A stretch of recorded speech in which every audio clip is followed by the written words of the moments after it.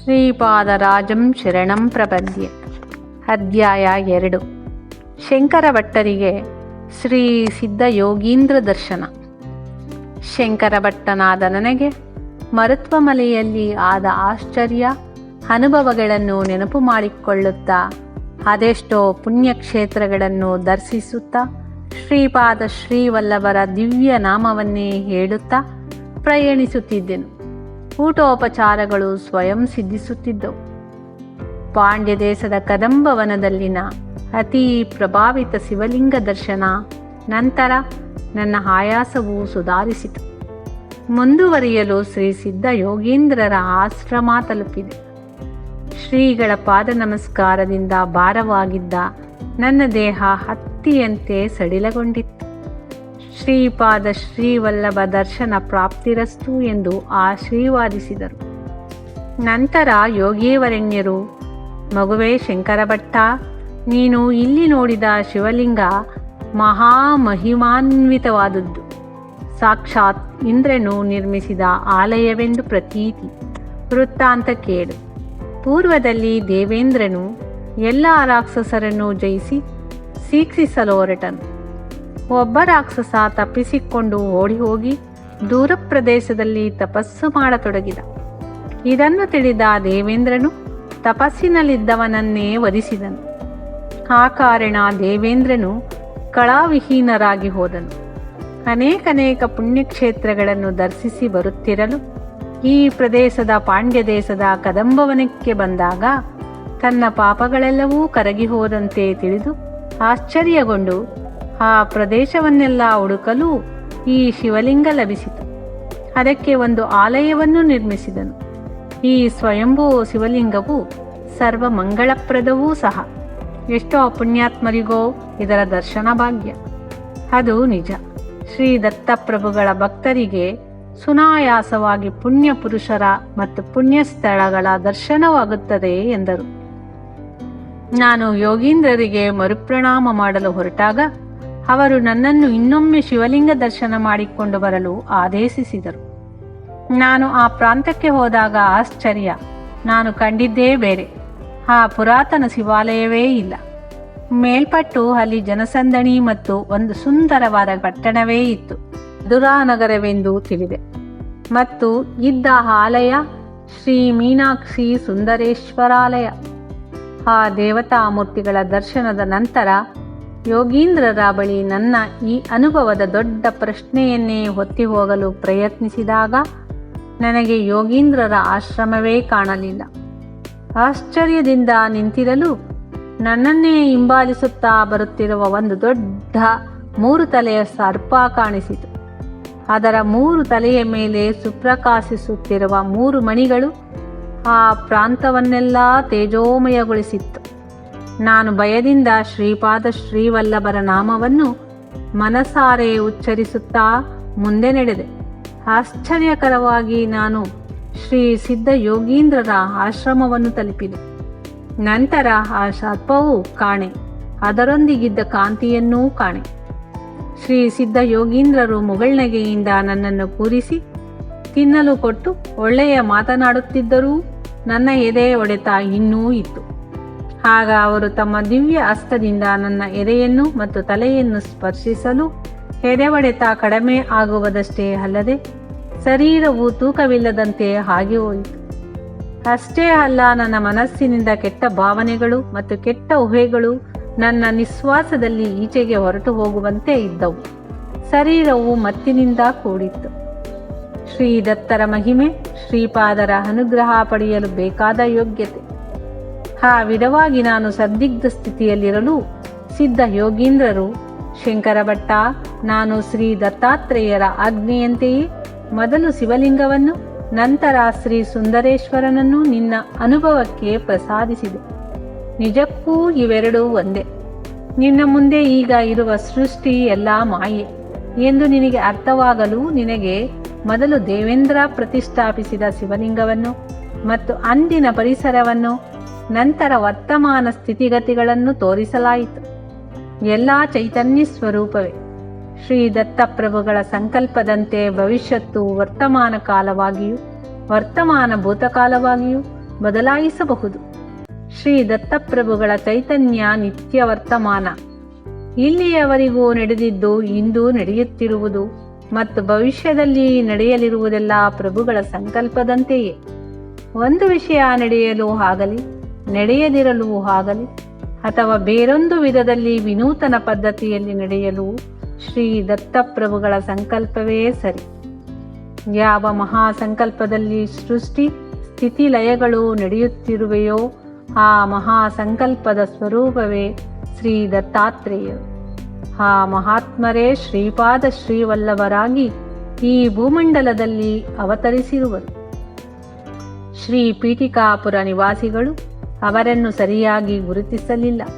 ತತ್ವವನ್ನು ಗ್ರಹಿಸಲು ಅವರು ವಿಫಲರಾಗಿದ್ದಾರೆ. ಕುರುವಾಪುರದ ಅಲ್ಪಜ್ಞರೂ ಸಹ ಇಂದು ಬ್ರಹ್ಮಜ್ಞಾನ ಹೊಂದಿರುತ್ತಾರೆ. ಶ್ರೀಪಾದ ಶ್ರೀವಲ್ಲಭರ ಕರುಣೆ ಹೊಂದಲು ನಮ್ಮಲ್ಲಿನ ಅಹಂಕಾರ ನಶಿಸಬೇಕು. ಎಲ್ಲ ವಿಧವಾದ ಮದ ಮಾತ್ಸರ್ಯ ಕ್ಷೀಣಿಸಬೇಕು. ಆಗಲೇ ನಮಗೆ ಅವರ ಶಕ್ತಿ ಅನುಗ್ರಹ ನಿಜಸ್ಥಿತಿ ತಿಳಿದು ಬರುವುದು. ಆ ದೇಗುಲ ದೇವೇಂದ್ರರಿಂದ ಪ್ರತಿಷ್ಠಾಪಿತವಾದ ನಂತರ ಧನಂಜಯನೆಂಬ ವರ್ತಕನು ಆ ರಾಜ್ಯವನ್ನು ಆಳುತ್ತಿರುವ ಕುಲಶೇಖರ ಪಾಂಡ್ಯರು ಈ ವಿಷಯ ತಿಳಿಸಲು ಶಿವಾಜ್ಞೆಯಿಂದ ಆ ಅರಸ ದೇವಾಲಯವನ್ನು ಪುನರುದ್ಧಾರಣೆಗೊಳಿಸಿ ಅಲ್ಲಿ ಒಂದು ನಗರವನ್ನು ಸಹ ನಿರ್ಮಿಸಿ ಅದಕ್ಕೆ ಮಧುರಾ ನಗರವೆಂದು ನಾಮಕರಣವನ್ನು ಮಾಡಿದನು. ಅವನ ಪುತ್ರ ಮಲಯಧ್ವಜನು ಸಂತಾನ ಪ್ರಾಪ್ತಿಗಾಗಿ ಪುತ್ರಕಾಮಿಷ್ಟಿಯಾಗವನ್ನು ಮಾಡಲು ಆ ಯಜ್ಞಕುಂಡದಿಂದ 3 ವರ್ಷದ ಒಂದು ಹೆಣ್ಣು ಮಗುವು ಉದ್ಭವಿಸಿತು. ಆಕೆಯೇ ಮೀನಾಕ್ಷಿ. ಮೀನಾಕ್ಷಿಯ ವಿವಾಹ ಸುಂದರೇಶ್ವರನ ಜೊತೆ ನಡೆಯಿತು. ಶಿವನ ಜಟಾಜೂಟದಿಂದ ಉದ್ಭವಿಸಿದ ವೇಗಾವತಿ ನದಿ ಆ ಮಧುರಾ ನಗರವನ್ನು ಮತ್ತಷ್ಟು ಪವಿತ್ರಗೊಳಿಸಿದೆ. ಶ್ರೀ ಮಹಾವಿಷ್ಣು ಕನ್ಯಾದಾನ ಮಾಡಲು ಮೀನಾಕ್ಷಿ ಸುಂದರೇಶ್ವರರ ವಿವಾಹ ಮಹಾವೈಭವೋಪೇತವಾಗಿ ನಡೆಯಿತು. ಶ್ರೀ ಸಿದ್ಧ ಯೋಗೀಂದ್ರರು ಮುಂದುವರಿಯುತ್ತಾ ಮಗು ಶಂಕರಭಟ್ಟ, ಸೃಷ್ಟಿಯೊಳಗೆ ಪ್ರತಿಯೊಂದು ವಸ್ತುವಿನಿಂದಲೂ ಪ್ರಕಂಪನೆಗಳು ಆಗುತ್ತಿರುವೆವು. ಇವುಗಳ ಶಕ್ತಿಯಿಂದ ಇತರ ವಸ್ತುಗಳಿಂದ ಆಕರ್ಷಣೆ ವಿಕರ್ಷಣೆಗಳು ಆಗುತ್ತಿರುವವು. ಅದೇ ರೀತಿ ಸ್ಥೂಲ ಸೂಕ್ಷ್ಮ ಕಾರಣ ಶರೀರದಲ್ಲಿ ಪುಣ್ಯಕರ್ಮಗಳಿಂದ ಪುಣ್ಯರೂಪವಾದ ಪ್ರಕಂಪನೆ, ಪಾಪಕರ್ಮಗಳಿಂದ ಪಾಪರೂಪದ ಪ್ರಕಂಪನೆಗಳು ನಡೆಯುತ್ತಿರುವುದು. ಪುಣ್ಯ ವಿಶೇಷಗಳ ಕಾರಣ ಪುಣ್ಯ ಪುರುಷರೊಂದಿಗೆ ಮಿಲನ, ಪುಣ್ಯ ಸ್ಥಳಗಳ ದರ್ಶನ ಭಾಗ್ಯ ಮುಂತಾದವುಗಳಿಂದ ಪುಣ್ಯ ಕಾರ್ಯ ಮನೋಭಾವನೆ ದ್ವಿಗುಣೀಕೃತವಾಗಿ ಪುಣ್ಯ ವೃದ್ಧಿಯಾಗುವುದು. ಪುಣ್ಯ ವೃದ್ಧಿ ಮತ್ತು ಪಾಪದ ನಿವೃತ್ತಿಯಿಂದ ಶ್ರೀ ದತ್ತಪ್ರಭುಗಳ ಮೇಲೆ ನಿಶ್ಚಲ ಭಕ್ತಿ ಉಂಟಾಗುವುದು. ನೀನು ಪುಣ್ಯ ಪ್ರದೇಶಕ್ಕೆ ಕಾಲಿಡಲು ಕಾರಣ ಶ್ರೀವಲ್ಲಭರಿಗೆ ನಿನ್ನಲ್ಲಿ ಇರುವ ಅನಂತ ಕೃಪೆಯೇ ಕಾರಣ. ನಾನು ನನ್ನ ಅದೃಷ್ಟಕ್ಕೆ ಆಶ್ಚರ್ಯಪಡುತ್ತಾ ಶ್ರೀವಲ್ಲಭರ ದಿವ್ಯ ಶ್ರೀಚರಣಗಳನ್ನು ಬಿಡಬಾರದೆಂದೋ, ಇಷ್ಟು ಬೇಗ ಕುರುವಾಪುರ ಸೇರುತ್ತೇನೆಂದೋ ಮನಸ್ಸಿನಲ್ಲಿ ಕುತೂಹಲದೊಂದಿಗೆ ಇದ್ದೆನು. ಮಾರನೇ ದಿನ ನಿದ್ದೆಯಿಂದಿದ್ದ ಕೂಡಲೇ ಒಂದು ಆಶ್ಚರ್ಯ ಎದುರಾಯಿತು. ನಾನು ಜನಸಂಚಾರವಿಲ್ಲದ ಒಂದು ಎತ್ತರವಾದ ಗುಡ್ಡದ ಮೇಲಿನ ಅರಳಿ ಮರದ ಬುಡದಲ್ಲಿದ್ದೇನೆ. ಹಾಗಿದ್ದಲ್ಲಿ ಕಳೆದ ರಾತ್ರಿ ನಾನಿದ್ದ ಶ್ರೀ ಯೋಗೀಂದ್ರರ ಆಶ್ರಮವೆಲ್ಲ ಭ್ರಮ ಮಾತ್ರವ? ಯೋಗೀಂದ್ರರು ಮಾಯಾವೀನ ಮಾಂತ್ರಿಕಾನ ಎಂದು ಅನುಮಾನ ವ್ಯಕ್ತಪಡಿಸಿದೆ. ಆಗ ಶ್ರೀ ಯೋಗೀಂದ್ರರು ಶ್ರೀ ದತ್ತಪ್ರಭುಗಳು ಶ್ರೀಪಾದರ ಘನತೆ ಮತ್ತು ಕರುಣೆಯ ವಿಚಾರವನ್ನು ವಿಷಾದೀಕರಿಸಲು ನಾನು ಶ್ರೀಪಾದ ಶ್ರೀವಲ್ಲಭರ ವಿರುದ್ಧ ನೆನೆದ ವಿಷಯಕ್ಕೆ ನಾಚಿಕೆ ಪಟ್ಟೆ.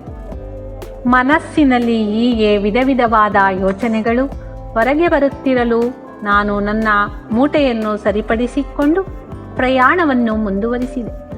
ಸಂಜೆಯ ಹೊತ್ತಿಗೆ ನನಗೆ ಹಸಿವು ಶುರುವಾದಾಗ ನಾನೊಂದು ಚಿಕ್ಕ ಹಳ್ಳಿಯನ್ನು ನೋಡಿದೆ. ಬ್ರಾಹ್ಮಣನಾಗಿ ಇತರರ ಮನೆಯಲ್ಲಿ ಭಂಜಿಸಬಾರದು, ಬೇಕಾದರೆ ಅಂತಹವರ ಮನೆಯಲ್ಲಿ ಅಡಿಗೆ ಮಾಡಿಕೊಳ್ಳಬಹುದು ಎಂದು ನನ್ನ ಭಾವನೆ. ಪ್ರಶ್ನಿಸಲು ಅಲ್ಲಿನ ಒಬ್ಬರು, ಸ್ವಾಮಿ, ನಾವು ಬೆಟ್ಟ ಜಾತಿ ಜನರು, ಈ ಹಳ್ಳಿಯಲ್ಲಿ ಬ್ರಾಹ್ಮಣರು ಯಾರೂ ಇಲ್ಲ.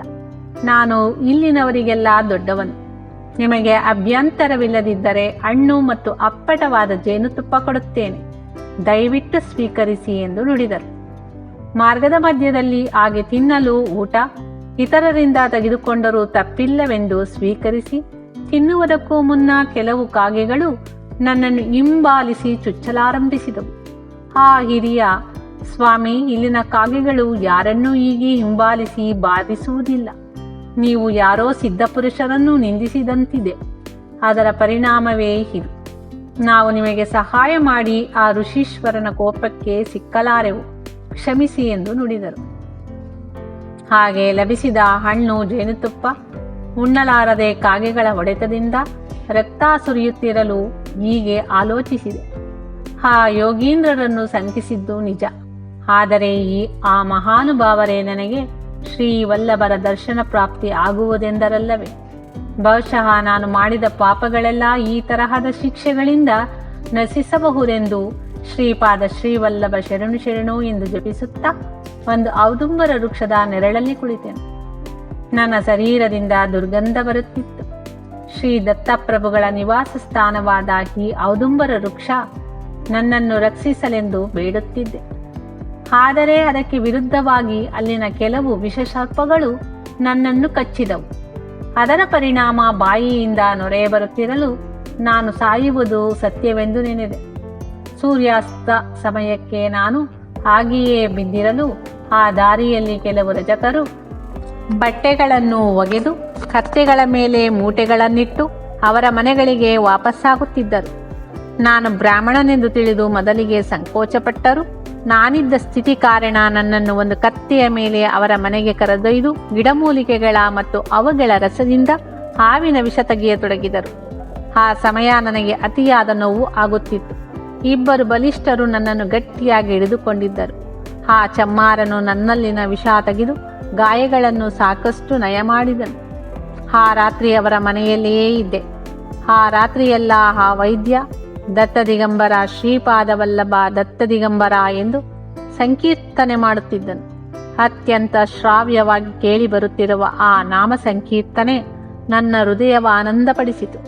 ಸ್ವಲ್ಪ ಹೊತ್ತಿನಲ್ಲಿಯೇ ಆ ಚಮ್ಮಾರ ನಾನು ಬ್ರಾಹ್ಮಣನೆಂದು ತಿಳಿದು ಬಹಳ ಬಾಧೆಪಟ್ಟನು. ವೀಕ್ಷಕರೇ, ಶ್ರೀಪಾದ ಶ್ರೀವಲ್ಲಭರ ಕೃಪೆ ಬೇಕೆಂದರೆ ದಯವಿಟ್ಟು ನನ್ನ ಚಾನಲ್ಗೆ ಸಬ್ಸ್ಕ್ರೈಬ್ ಆಗಿ, ಶೇರ್ ಮಾಡಿ, ಲೈಕ್ ಮಾಡಿ. ಮತ್ತೆ ಮುಂದಿನ ವಿಡಿಯೋದಲ್ಲಿ ಭೇಟಿಯಾಗೋಣ. ಧನ್ಯವಾದಗಳು.